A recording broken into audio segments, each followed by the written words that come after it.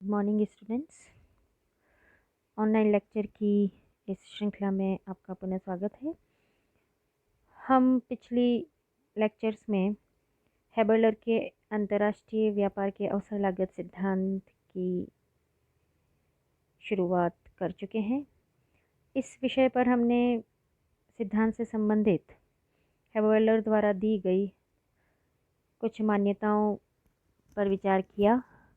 उसके साथ ही हेबरलर ने बताया कि अवसर लागत के आधार पर अंतर्राष्ट्रीय व्यापार की व्याख्या करने के लिए उत्पादन संभावना वक्र की आवश्यकता है। अवसर लागत की विभिन्न अवस्थाओं में यानी कि अवसर लागत सिद्धांत के अनुसार लागतें बढ़ भी सकती हैं, लागतें घट भी सकती हैं और लागतें स्थिर भी रह सकती हैं।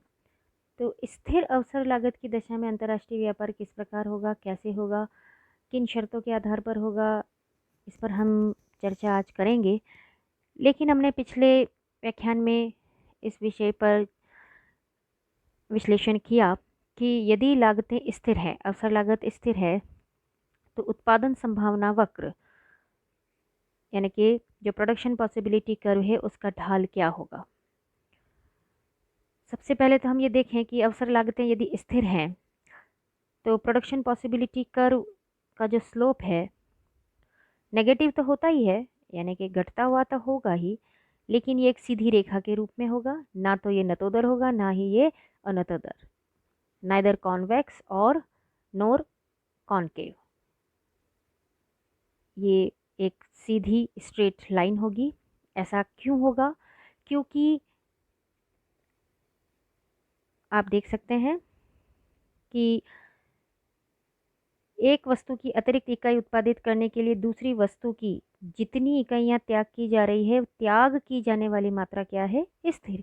अर्थात प्रतिस्थापन की सीमांत लागत या रूपांतरण की दर चूंकि स्थिर है, इसलिए उत्पादन संभावना वक्र सीधी रेखा के रूप में है।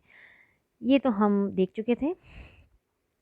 आज पहले हम चित्र की सहायता से स्थिर औसत लागत की दिशा में अंतर्राष्ट्रीय व्यापार की व्याख्या करने से पहले हम कुछ इन बिंदुओं पर चर्चा करेंगे कि उत्पादन संभावना वक्र दो देशों का होगा। कोई भी देश हम उदाहरण के तौर पर ले सकते हैं। ये उत्पादन संभावना वक्र देश के आंतरिक विनिमय अनुपात को व्यक्त करता है और अंतर्राष्ट्रीय व्यापार को लाभप्रद बनाने के लिए दोनों देशों के उत्पादन संभावना वक्र का ढाल या स्लॉप अलग अलग होना चाहिए। ये स्लॉप क्यों अलग होना चाहिए, इस पर भी हम चर्चा करेंगे। आप नीचे जो इमेज दी गई है उसे ध्यान से देखेंगे। पहले हम देख रहे हैं कि ये जो आपका ए डायग्राम है, ए जो चित्र है उसमें ये बताया गया है कि ई डैश, ये जो ई डैश लाइन है, ये लाइन इंग्लैंड के उत्पादन संभावना वक्र को बता रही है या उत्पादन संभावना रेखा को बता रही है, जबकि पी डैश भारत की उत्पादन संभावना रेखा है। अब ये जो ई डैश और पी डैश, ये दोनों रेखाएं आपस में समानांतर हैं, दैट मीन्स पैरेलल हैं। तो दोनों ही रेखाओं का स्लोप क्या होगा? बराबर होगा। बच्चों, आपको ध्यान है कि हम किसी रेखा या लाइन का स्लोप कैसे मापते हैं? लंब बटा आधार, परपेंडिकुलर अपॉन बेस। तो दोनों के परपेंडिकुलर अपॉन बेस क्या है? समान है, अर्थात अनुपात क्या है? समान। तो जब दो रेखाएं, दो देशों की उत्पादन संभावना रेखाएं, जिसको हम आंतरिक विनिमय अनुपात कहते हैं, यदि समानांतर है तो व्यापार संभव नहीं है। व्यापार हो इसके लिए आवश्यक है कि दोनों ही देशों की उत्पादन संभावना रेखाओं का ढाल अलग अलग होना चाहिए। अलग अलग कैसे है हम देखेंगे। तीनों ही डायग्राम्स में अलग अलग हैं, चाहे वो बी है, सी है या डी है। आप कोई भी उदाहरण इसके तौर पर ले सकते हैं, लेकिन जहाँ ये पैरेलल है, इस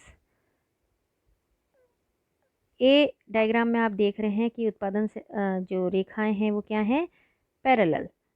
ये जो पैरेलल रेखाएं हैं, इसकी वजह से इनमें अंतर्राष्ट्रीय व्यापार संभव नहीं है।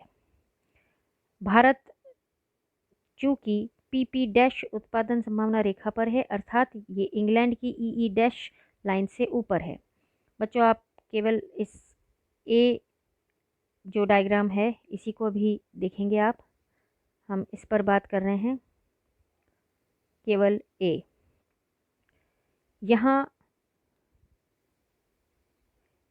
ए डायग्राम में जो पी डैश रेखा है वो भारत की उत्पादन संभावना रेखा है, जबकि ई डैश इंग्लैंड की उत्पादन संभावना रेखा है। क्योंकि भारत की उत्पादन संभावना रेखा इंग्लैंड की उत्पादन संभावना रेखा यानी प्रोडक्शन पॉसिबिलिटी करके आगे स्थित है, इससे ये हमें स्पष्ट होता है कि भारत दोनों वस्तुओं शहद और कपड़े के उत्पादन में निरपेक्ष रूप से निपुण है, अर्थात शहद और कपड़े का निरपेक्ष रूप से सस्ते में उत्पादन कर रहा है, परंतु इंग्लैंड की तुलना में उसे तुलनात्मक लाभ नहीं है, क्योंकि दोनों देशों में इन दोनों वस्तुओं की लागत का अनुपात समान है।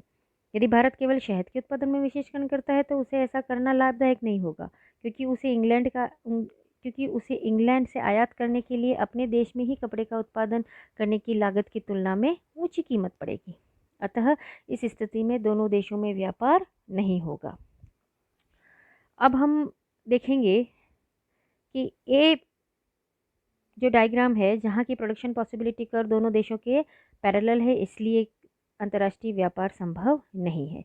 इन तीनों ही परिस्थितियों में, बी परिस्थितियों में भी ढलान अलग है, सी चित्र में भी देखें तो दोनों का ढलान अलग अलग है।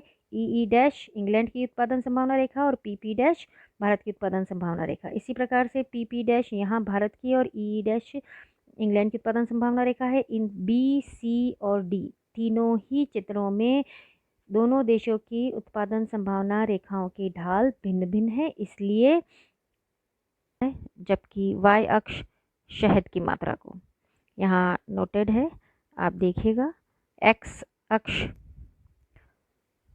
कपड़े के उत्पादन को, जबकि y अक्ष शहद के उत्पादन को दर्शा रहा है।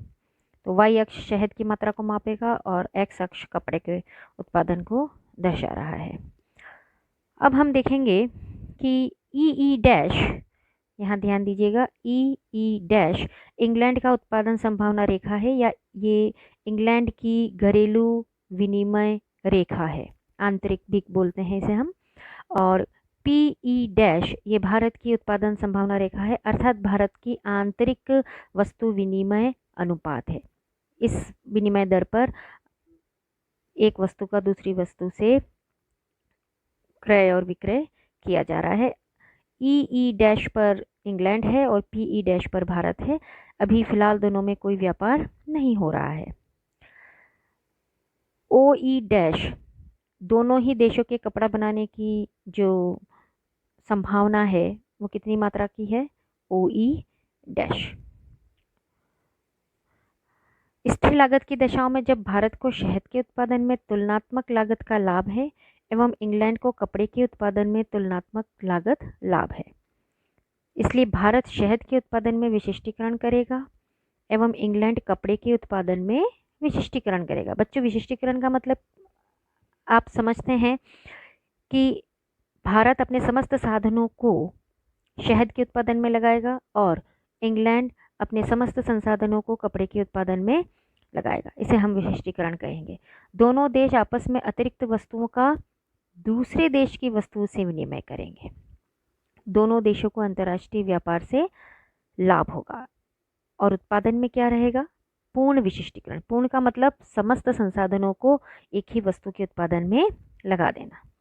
दोनों देशों में दोनों वस्तुओं के विनिमय अनुपात का निर्धारण दोनों देशों की, आप ध्यान से देखिएगा, दोनों देशों की दोनों वस्तुओं के विनिमय अनुपात का निर्धारण दोनों देशों की, ये जो डार्क लाइन है ई डैश और पी डैश, इन दोनों की उत्पादन संभावना वक्रों के बीच में कहीं होगा।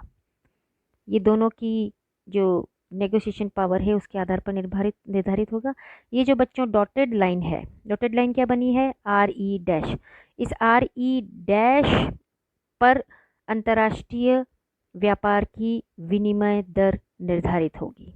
तो ये लाइन ना तो इसके बाहर जा सकती है ई डैश के, ना ही ये पी डैश के बाहर जा सकती, क्योंकि दोनों देशों की कैपेसिटी इसके बीच है। चलिए, अब हम ये देख रहे हैं कि इंग्लैंड की उत्पादन संभावना रेखा ई डैश है तथा भारत की उत्पादन संभावना रेखा पी डैश है। ई डैश ये जो आपका ई डैश बिंदु है ये दोनों देशों का समान है। जब दोनों देशों में व्यापार नहीं होता है तो इंग्लैंड में उत्पादन का संतुलन पी डैश है। ये हमने इमेजिनरी पॉइंट लिया है कि यदि व्यापार ना हो तो इंग्लैंड कहाँ उत्पादन करेगा। अच्छा, व्यापार नहीं है तो जहाँ उत्पादन करेगा वहीं उपभोग भी करेगा। आप समझ रहे होंगे कि यदि इंग्लैंड का भारत से जब तक कोई व्यापार शुरू नहीं होता है तब तक उस देश को जहाँ उत्पादन कर रहा है, जिन संयोगों पर वह उत्पादन कर रहा है, उसी संयोग से उसको उपभोग भी करना पड़ेगा। तो ये जो पी डैश बताया गया है ये इंग्लैंड का प्रोडक्शन पॉइंट है, और जो प्रोडक्शन पॉइंट होगा वही कंजम्पशन पॉइंट होगा यदि व्यापार प्रारंभ नहीं हुआ है, जब वह कपड़ा और शहद दोनों वस्तुओं की एक निश्चित मात्रा का उत्पादन करता है और उसी को उपभोग करता है। इंग्लैंड में कपड़े के संदर्भ में शहद की जो कीमत है वो ओ ई अपॉन ओ ई डैश, यानी कि ओ ई डैश कपड़े के बदले में वहाँ कितना शहद मिलता है, ओ ई। दोनों देशों में जब व्यापार प्रारंभ हो जाता है तो अंतर्राष्ट्रीय व्यापार की रेखा कौन सी हो जाएगी, आर ई डैश। दोनों देशों की व्यापार के पूर्व की घरेलू कीमतों ई डैश और पी ई डैश के बीच स्थित है ये डॉटेड लाइन, जो कि हम कह रहे हैं अंतर्राष्ट्रीय व्यापार रेखा आर ई डैश। दोनों देशों में व्यापार शुरू होने पर इंग्लैंड कपड़े के उत्पादन में विशिष्टीकरण करता है। जब वो कपड़े के उत्पादन में विशिष्टीकरण करेगा तो उत्पादन बिंदु कौन सा होगा, ओ ई डैश। इसी प्रकार से भारत किसके उत्पादन में विशिष्टीकरण करेगा, शहद के उत्पादन में। अब आप देखिएगा कि इंग्लैंड का उत्पादन बिंदु तो हो गया ई डैश, लेकिन अब चूंकि नई रेखा मिल गई है विनिमय की, तो इंग्लैंड भी आर ई डैश पर आएगा और भारत भी आर ई डैश पर ही रहेगा।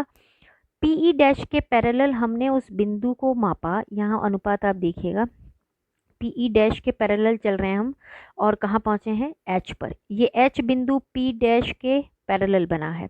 ये किस लाइन पर स्थित है, आर ई डैश पर।